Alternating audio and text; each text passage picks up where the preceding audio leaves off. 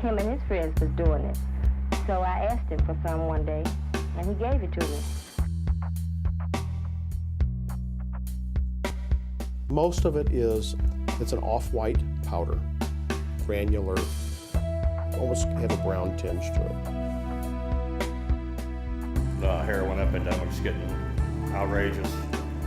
Seems to be the drug of choice right now. They get on it, and they're stealing from their parents, they're robbing their neighbors, whatever they have to do to get that money, to get that fix. This drug doesn't discriminate, doesn't care who you are, where you came from. It has one goal in mind, that's to kill you. Nobody wants to be a heroin addict. This is really about addiction, let's face it. That's what the issue is.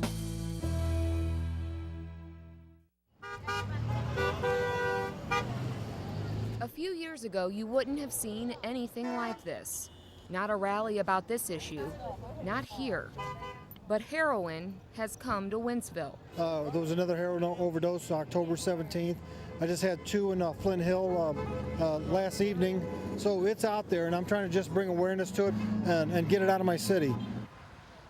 Tim Ramshaw and his family never thought they'd be standing on a street corner to raise awareness about heroin use. They certainly never thought they'd be affected by it either. We're not sure how it started. I think she just got caught up in the wrong crowd. And it was new to us. I mean, we didn't know until they knocked on our door and let us know she was gone. Ramshaw's 18-year-old daughter Megan overdosed on heroin just 6 months ago.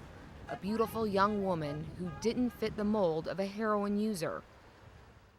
Which would you rather be, a lawyer or a dope man? There was a time when this was the image of a heroin addict. It's from a 1966 KMOX TV documentary called The Corner. Before you use H, you've got to cook it. Heroin was primarily an inner city problem, but even then it was on the fringe, even among illegal drug users. There was a stigma and a needle. Today, that's not how you start heroin. For many young people, it begins in the medicine cabinet. What we see is almost every heroin addict that I've talked to, without fail, said I started on prescription pain meds. That's what I started on. Then I was addicted, I had no choice but to continue, and that's how I got into heroin. St. Louis County Police Chief Tim Fitch has made addressing the heroin issue in his county a high priority.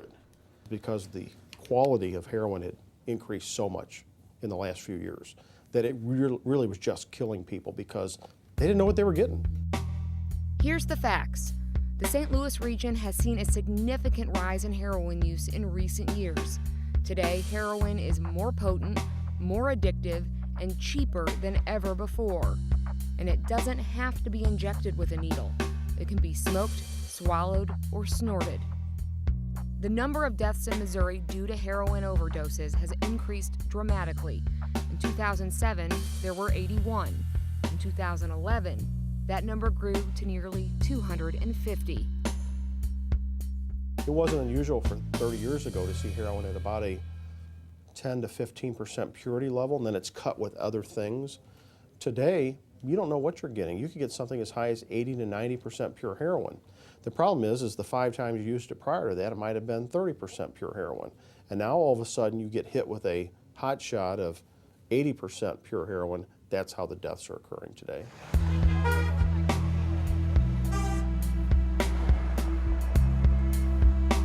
She was crazy, kind of like her dad. She'd be missed by a whole bunch of people.